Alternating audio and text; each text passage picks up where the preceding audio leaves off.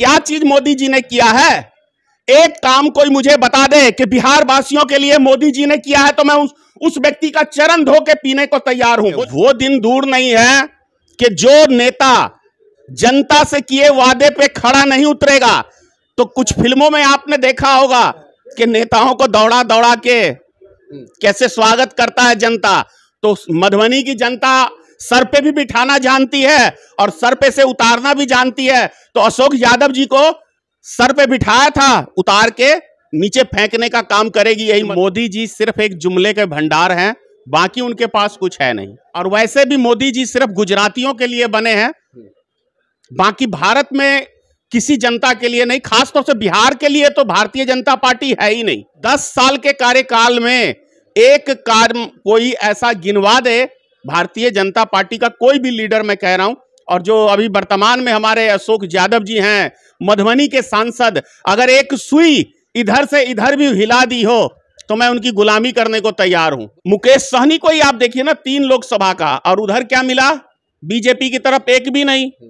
कुशवाहा जी, उपेंद्र कुशवाहा जी गए बीजेपी में, अरे 3 दिया था, फिर 2 दिया तो आप उसकी पार्टी छोड़ दिया। अब एक बेशरम की तरह मान सम्मान कहां है भारतीय जनता पार्टी में? मधुबनी लोकसभा चुनाव को लेकर क्या कहेंगे? इस बार फिर से जो बीजेपी से हैं अशोक यादव वही जीत रहे हैं या फिर फातमी जी? फातमी जी कैसे, कुछ बताएंगे?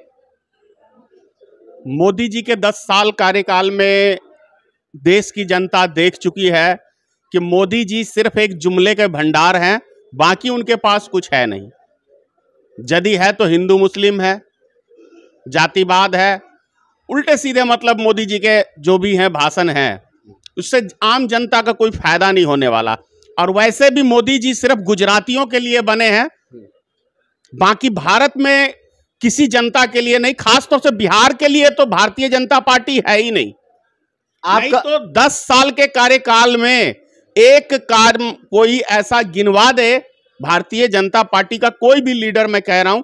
और जो अभी वर्तमान में हमारे अशोक यादव जी हैं मधुबनी के सांसद, अगर एक सुई इधर से इधर भी हिला दी हो तो मैं उनकी गुलामी करने को तैयार हूं। गुलामी करने को तैयार जी। वो तो कह रहे हैं कि बहुत विकास किया है मधुबनी में।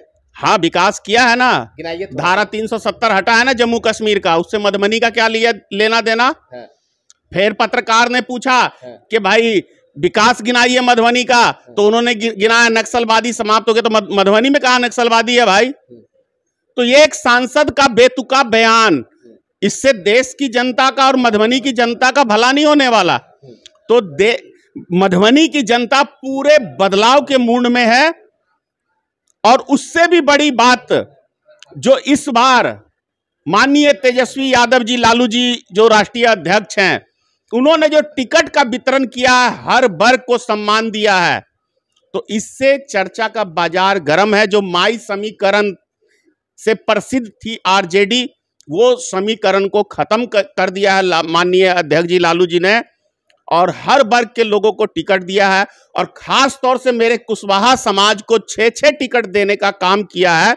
इसके लिए मैं माननीय लालू प्रसाद जी को फिर से एक बार बधाई देता हूं। और मैं मुकेश सहनी को ही आप देखिए ना, 3 लोकसभा का, और उधर क्या मिला? बीजेपी की तरफ एक भी नहीं। कुशवाहा जी, उपेंद्र कुशवाहा जी गए बीजेपी में, अरे 3 दिया था, फिर 2 दिया तो आप उसकी पार्टी छोड़ दिया। अब एक बेशरम की तरह मान सम्मान कहां है भारतीय जनता पार्टी में? तो मैं कुशवाहा समाज के लोगों से, सहनी समाज के लोगों से और हर वर्ग से कहता हूं कि आप उसका साथ दीजिए जो आपके बिहार के लिए सोच रहा है, बिहार के विकास के लिए। और सबसे बड़ी बात है कि मात्र 17 महीने के अंदर 4 लाख नौकरी एक युवा तेजस्वी यादव जी ने बिहार की जनता को दिया है। तो जनता को क्या चाहिए? रोजगार चाहिए। भारतीय जनता पार्टी ने रोजगार नहीं दिया। रोजगार देने का काम यदि किसी ने किया तो माननीय तेजस्वी यादव जी ने किया। इसलिए पूरे बिहार की जनता 40 में से 40 सीट मैं समझता हूं महागठबंधन के खाते में देनी चाहिए। सर, जब फील्ड में जाते हैं मधुबनी लोकसभा में, तो ये कहा जा रहा है कि अशोक यादव के काम पे वोट नहीं देंगे, मोदी जी के नाम पे वोट देंगे। तो ये कैसा मतलब मामला जनता के बीच है, इसके बारे में क्या कहेंगे? मोदी जी के नाम पे क्या चीज मोदी जी ने किया है? एक काम कोई मुझे बता दे कि बिहार वासियों के लिए मोदी जी ने किया है, तो मैं उस व्यक्ति का चरण धो के पीने को तैयार हूं। बोलिए। लहरियागंज जब कल पहुंचे तो जनता जो अशोक यादव को ढूंढ रही है वहां के लगभग 10,000 आबादी में कि सांसद जी आएंगे तो हम लोग पकड़ेंगे, ऐसा मूड में अगर चल जाएंगे तो हमको लगता है निकलना मुश्किल है अगर वहां की परिस्थिति जाकर, क्योंकि वहां इस तरह पानी की हाहाकार है, उन लोगों के और भी बहुत सारी समस्या है। देखिए, वो दिन दूर नहीं है कि जो नेता जनता से किए वादे पे खड़ा नहीं उतरेगा, तो कुछ फिल्मों में आपने देखा होगा कि नेताओं को दौड़ा दौड़ा के कैसे स्वागत करता है जनता। तो मधुबनी की जनता सर पे भी बिठाना जानती है और सर पे से उतारना भी जानती है। तो अशोक यादव जी को सर पे बिठाया था, उतार के नीचे फेंकने का काम करेगी यही मधुबनी की जनता। एक बहुत बड़ा मुद्दा है मधुबनी स्टेडियम। हर चुनाव में इसको मुद्दा बनाई जाती है और कहीं ना कहीं चुनाव को जीत लिया जाता है, लेकिन उसका जो है कहीं भी काम नहीं होता है, विकास नहीं होता है। उसको लेकर क्या कहेंगे? आप भी लगातार देखते होंगे, हर महीना 10 दिन 12 दिन पे इधर से गुजरते होंगे। तो देखिए, मधुबनी स्टेडियम का जो बदहाली है ये दुर्भाग्यपूर्वक है। वो भी कांग्रेस के शासन काल में बना था, भाजपा के शासन काल में तो सिर्फ मिटाने का काम किया है। रियाम चीनी मिल को ही देख लीजिए, ईंट भी नहीं बचा हुआ नीतीश कुमार जी की सरकार में, बेच के खा गए। जब तो नीतीश जी बोले थे कि मुख्यमंत्री बनेंगे तो हम रैयाम चीनी मिल स्टार्ट करेंगे। अरे भाई, वो तो भाषण दे के गए थे वहां पे, तो भाषण से काम नहीं चलता। जनता को राशन चाहिए, जमीन पे काम चाहिए, जो तेजस्वी जी ने करके दिखा दिया है जमीन पे काम। इसलिए बिहार की जनता पूरे मूड में है। 40 की 40 लोकसभा सीट महागठबंधन जीतने जा रही है। मधुबनी लोकसभा से जिस तरह से इस बार फातमी जी है, क्या अनुमान आपका है, कितने मतों से इस बार जीतेंगे?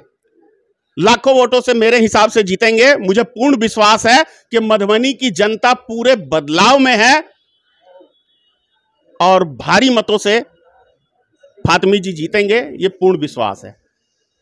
तो अभी हम बात कर रहे थे धनेश्वर महतो से, और मैं आपको बता दूं कि लगातार ये अपने बातों से लेकर सोशल मीडिया पे वायरल होते रहते हैं और इंटरनेशनल नेशनल लेवल की जो सोशल मीडिया पे बात है वो अपना रखते रहते हैं।